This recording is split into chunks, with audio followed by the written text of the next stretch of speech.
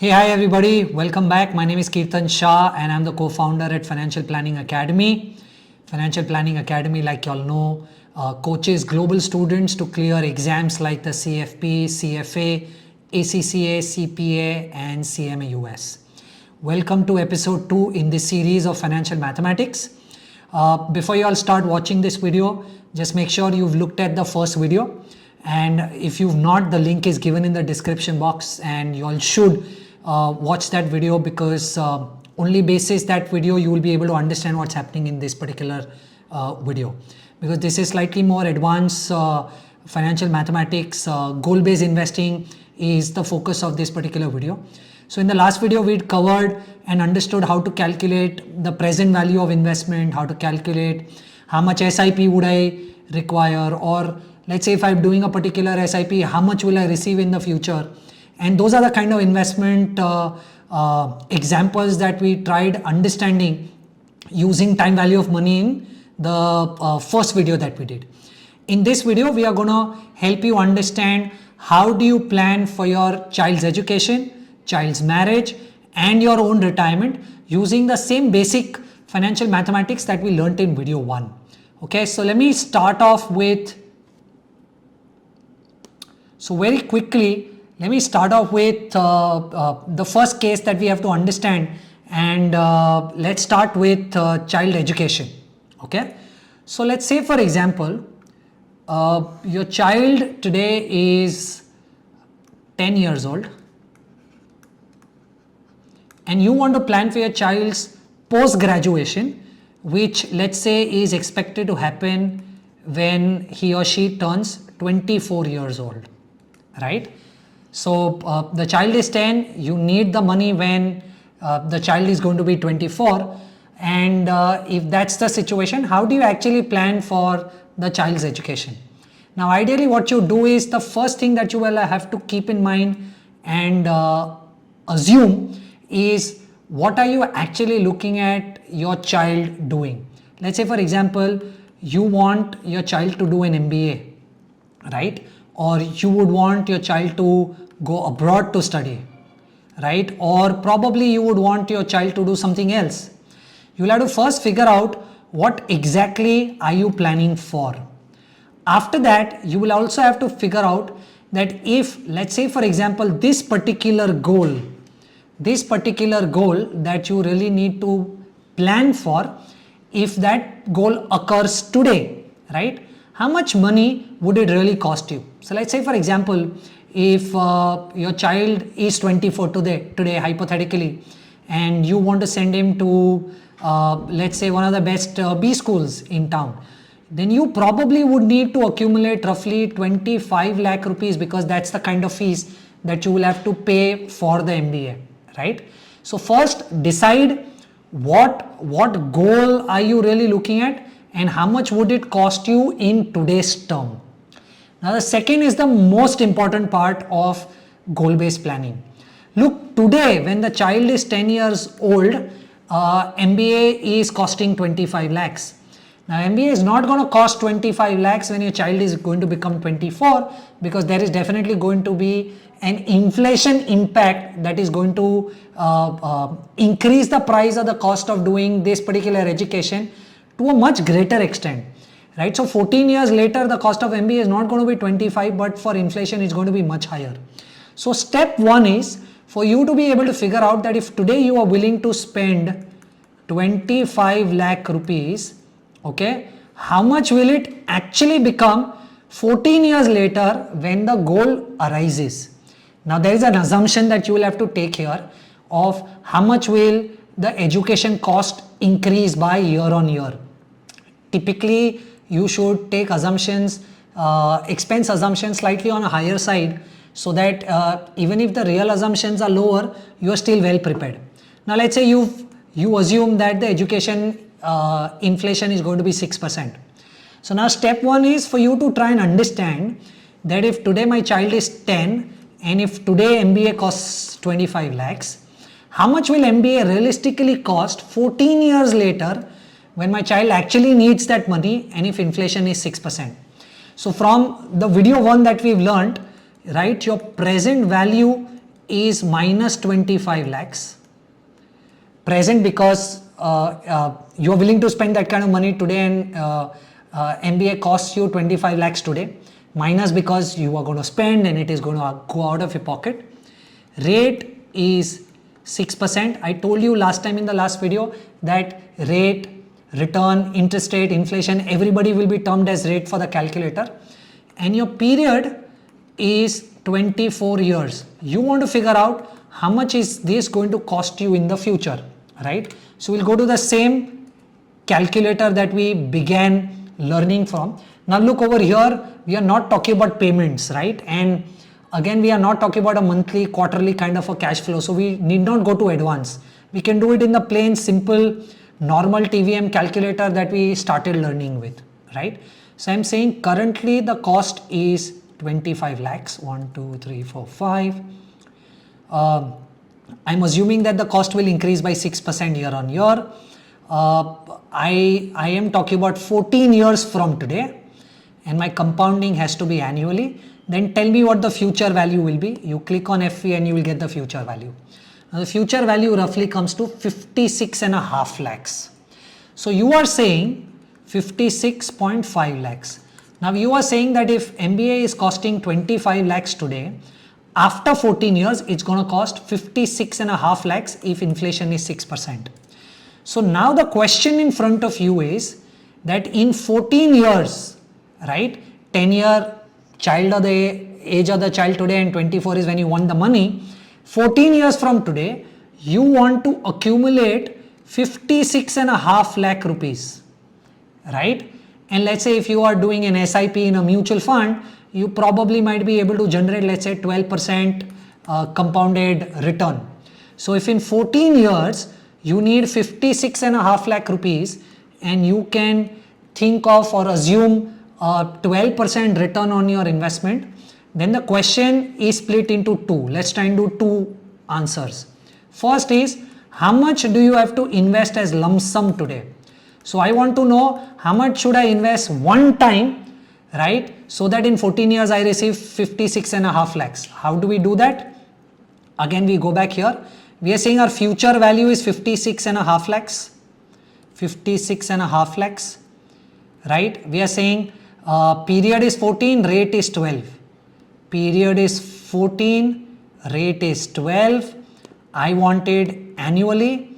I'll click on present value and I'll get the one-time investment required. So the one-time investment required is roughly 11.5 lakhs. So if you do 11.5 lakh worth of investment today, and if it grows at 12% for 14 years, you will have 56 lakh 50,000 at the end of the 14th year. But let's say today you only have 5 lakh rupees, right? So I'm saying, let's say if you have 5 lakh rupees today, okay, and you want 56 lakhs after 14 years, you might have to do more investments continuously. Let's say now I want to understand how much every month should I invest more, so that even when I invest this 5 lakh rupees, how much more should I go each month so that I can get 56.5 lakhs. Now please understand, we are talking about monthly investments, and so we will have to go to the advanced calculator here, because otherwise we'll not be able to do it, right? So let's go to advanced. I'm going to do beginning because like I explained to you in video 1 that investments we will always talk about beginning. Now I'm saying my present value is 5 lakhs. I have 5 lakh worth of investments that I can do for this goal right now, right? Future value, I want 56.5 lakhs. Okay, annual rate 12%. I'll keep this annual only. Period. Here is where the important part is, because I want the answer in months. I will have to input the periods also in months. Now I'm saying 14 years and 12 months. 14 into 12 is 168. So we are saying 168 months and compounded annually. Now I want to find the payment. I'm saying how much payment do I need to do for 168 months so that I get 56.5 lakh rupees if I have 5 lakh rupees that I can invest towards this goal. So I click on payment and I get 7,750. So if I have 5 lakhs to invest today for this particular goal, additionally if I do 7,750 every month, and if it grows at 12% at the end of the 14th year, I will have 56.5 lakh rupees for my child's education. And that is how you typically do your education planning. So remember, step 1 was we first figured out how much the MBA costs today. We said 25 lakhs. We said first let's increase that 25 lakhs to what it can actually be because of inflation in the future. So we said inflation is 6%. How much will it become? So we said 56.5 lakhs after 14 years when we actually need the money.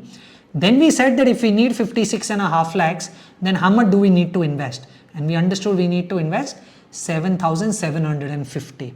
I hope child education planning, how to do is absolutely clear.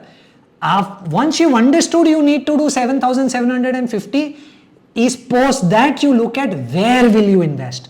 But the first most important thing is for you to be able to figure out how much would you actually have to invest, right?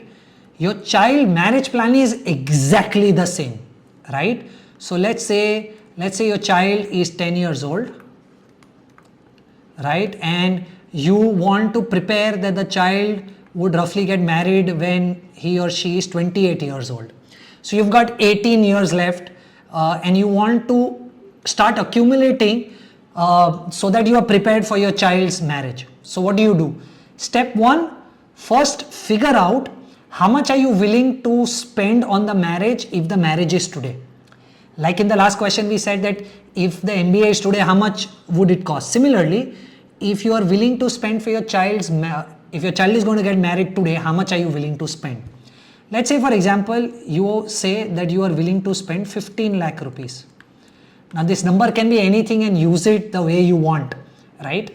Then the first thing you will have to figure out is, let's say if the cost today is 15 lakhs, the cost is not going to stay the same 18 years later from today. So first figure out how much will the marriage really cost when the marriage is actually going to happen. And again, you will take an assumption of what inflation would look like, let's say 6%, and you can take any number that sounds good to you. So this becomes your present value. You are saying rate is 6%, right? You have the period as 18 years. You want to know that if today I am willing to spend 15 lakh rupees, how much will this really cost 18 years from today, right? So you want to find the future value. Again, go to our calculator. It can be done on the normal one. So why go to the advanced one, right? I'm saying today I'm willing to spend 15 lakhs, 1, 2, 3, 4, 5, right? The rate at which the cost may grow is 6%. Period.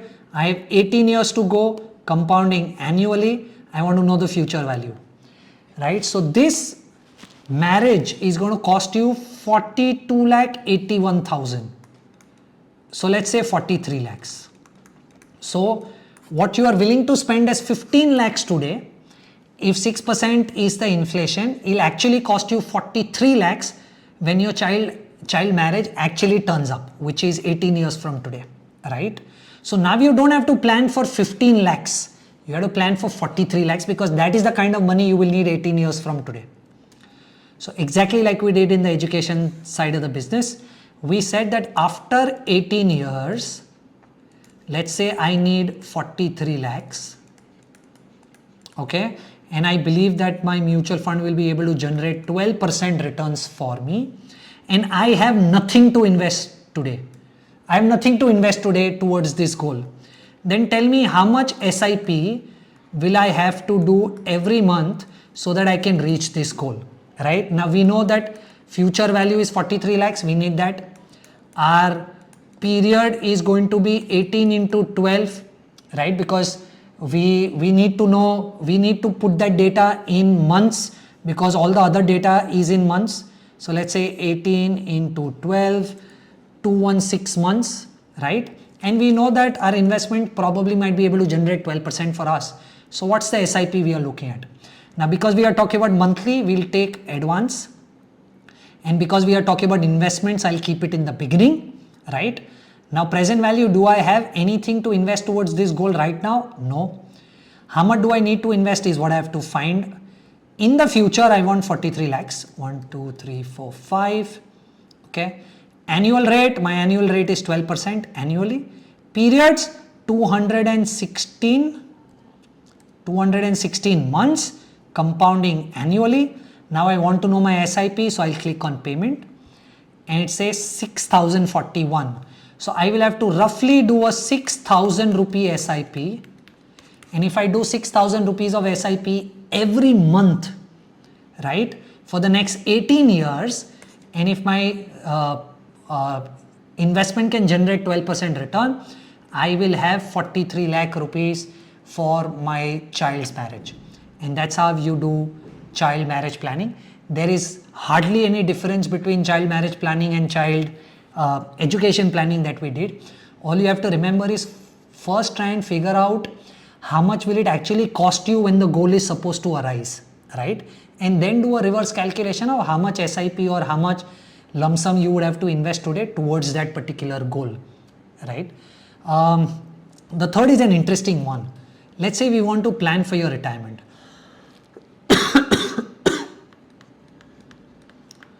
Okay, retirement planning. Let's say you are 35 years old. 35 years old, you're going to retire at 60, and you will have to make an assumption of how long are you going to live. I know it sounds funny, but let's say 80 years, right? So we are saying that you are 35 years old, you want to retire at 60, okay, and you are going to survive hypothetically, or you want to plan for up to 80 years of investments, right? So what do? Step one is for you to figure out how much is your cost today. Because look, what is retirement planning? Retirement planning is that once your active income stops, you want some amount of money to keep coming to you month after month, year after year, right? So that when no income or pension is coming to you, this money that keeps coming to you takes care of your expenses. So first thing is for you to understand how much is your expense going to be realistically after retirement. So step one is decide what your expense today is. So let's say if I say my expense today is 6 lakhs a year to run the house. Now this 6 lakhs will not include your EMIs. This 6 lakh is your expenses that are dependent or directly linked to you and your lifestyle, right? We are not talking about a car loan or a housing loan here. Pure expenses that you do to run the house, right? So let's say my expense is 6 lakhs. Now is this 6 lakh going to stay 6 lakhs when I retire? The answer is no. So step one is for me to be able to figure out that if today my expenses are 6 lakhs, how much is the expense going to be at retirement? So what do I have? I have my today's expense as 6 lakhs, correct? Let's say I am assuming the inflation rate to be 6%, and I also have the period. Period is how much? 60 minus 35, 25 years. I want to know how much will my expense become. So how much will 6 lakhs become after 25 years if inflation is 6%? Let's go to our normal calculator. Right, so let's say my present value, my current expense is 6 lakhs minus, because it's an expense, inflation is 6%, 25 years to retirement and compounding annually. Find the future value. Now we are saying that our 6 lakhs of expense today will actually become 25 lakh 75,000 rupees after retirement. Now this is going to be my expense after retirement. Okay. Now that is not something that I just want on the 61st year. I would want that on the 62nd, 63rd, 64th, so on and so forth. Now there is a complexity here. Complexity says that on the 61st year, let's say I might need 25 lakh 75,000. but the next year there is going to be inflation, so I would need more, and then I would need more, and then I would need more. I like to keep it simple. So I will assume that yes, 61st year I need more, 62nd year I need more, 63rd year I need more, so on and so forth. But a lot of my lifestyle expenses will also come down drastically after retirement, right? So the kind of money that I was spending on my restaurant bills or my other lifestyle expenses, my shopping, all of that will come down, right?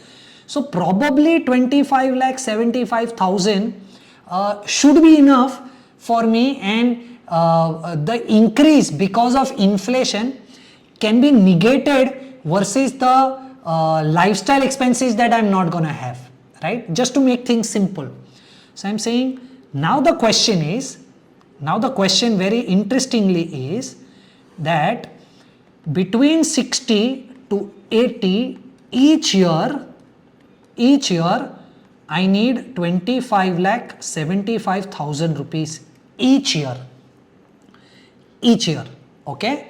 And if that is the kind of money that I require each year, where am I going to get 25 lakh 75,000 from each year after my retirement? Only if at 60 I have been able to accumulate some corpus, right? So let's say at 60 I have been able to accumulate 2-3 crore rupees when I retire. Only then those 2-3 crore rupees when gets invested, I'll be able to get 25 lakh 75,000 each year for 20 years, right? So now the question is that between 60 to 80, every year you need 25 lakh 75,000 every year, right? You have to figure out how much should that corpus be at 60 so that you get 25 lakh 75,000 each year, right? Now this is very interesting because you probably would have doing it for the second time and may not be able to relate to it immediately. So let's look at what are the data points that we have. So we have period. So our period is 20 years, 80 minus 60. We have PMT, payment of 25 lakh 75,000 because it's the same amount that we want each year, right? Rate is something that we'll have to assume, right? We always keep assuming rate of how much return we'll really be able to make, right? Now imagine after 25 years from today, interest rates are going to be much lower in the country, right? At the same time, you are also going to retire, so you're not going to be able to take a lot of risk. So try and keep the interest rate assumption here very low. Let's say 4%, right? You have to find the present value. We are saying because from 60 to 80, what we are trying to say, if we want to understand the value at 60, it becomes present value. From 60 to 80, 60 is present value, correct? So we are saying if every year I need 25 lakh 75,000 and I can generate 4% return, then tell me how much would I have at 60 so that when I invest that at 60 and I can generate 4% return, I keep getting 25 lakh 75,000 each year up to 80. So now what do? Again, because there is no monthly, annually and everything is annually, we can keep it simple. But yes, we'll keep it as at beginning. Very important to keep it as at beginning is because you want this 25 lakh 75,000 at the beginning, because after retirement you would want that money to come to you at the start of the year and not at the end of the year, right? So let's say I want 25 lakh 75,000 plus, because I want that money each year after retirement, I can generate 4% returns. I need to plan for 20 years and compounding is annually. What do I want to know? The present value. So the present value is 3 crore 63 lakhs 94,000. So let's say 3 crore 64 lakhs. So we are saying 3 crore 64 lakhs. Okay, let me rewrite it. So I am 35, I'll retire at 60. I want to plan up to 80. My current expense 6 lakhs a year. Step 1, how much will it become at retirement? I am saying 25 lakh 75,000. Now if I want 25 lakh 75,000 each year for 20 years and I can generate 4% return, how much will I have to invest at 60 so that I get 2575 each year? We got that answer as 3 crore 64 lakhs. Now we are saying that at 60 I will need 3 crore 64 lakhs. Only then I will be able to generate 25 lakh 75,000 each year up to 80 years. Where do I get this 3 crore 60? Right? So what you do is, you are 35, at 60 you need 3 crore 64 lakhs. Right? And if in mutual fund investing you can generate 12%. So figure out how much should be your monthly SIP.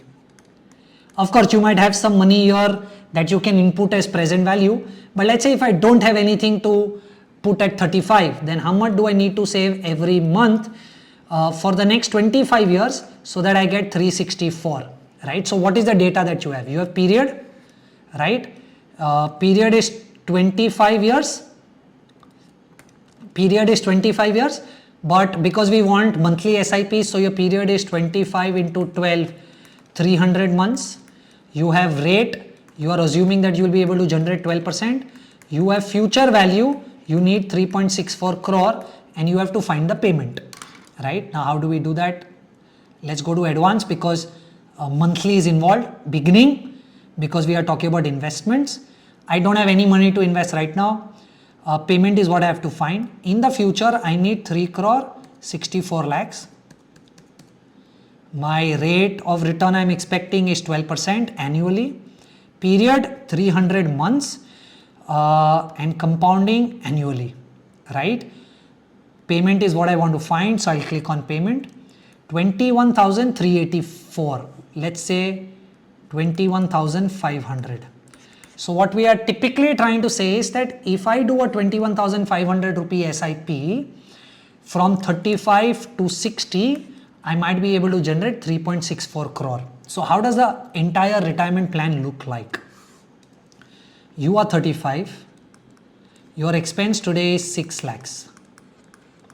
You're going to retire at 60 and at 6% inflation, this will become 25 lakhs 75,000. Now, if you want 25 lakh 75,000 each year for another 20 years, you will have to invest something at 60. How much is that? We calculated that is 3.64 crore. And if you want 3.64 crore, then you will have to do an SIP of 21,500 each month from 35 to 60. And that is how for a 6 lakh rupee of expense and 35 years of age, 21,500 rupee is your SIP that is expected from you so that you can accumulate 3.64 crore, which then when gets invested at 4%, you will get 25 lakh 75,000 each year for the next 20 years. Now, of course, here while you are studying programs like the CFA and the CFP, over here they will ask you to assume increase in inflation, right? They will say that first year you are getting 25.75, but the next year you would want 25.75 plus inflation, so on and so forth.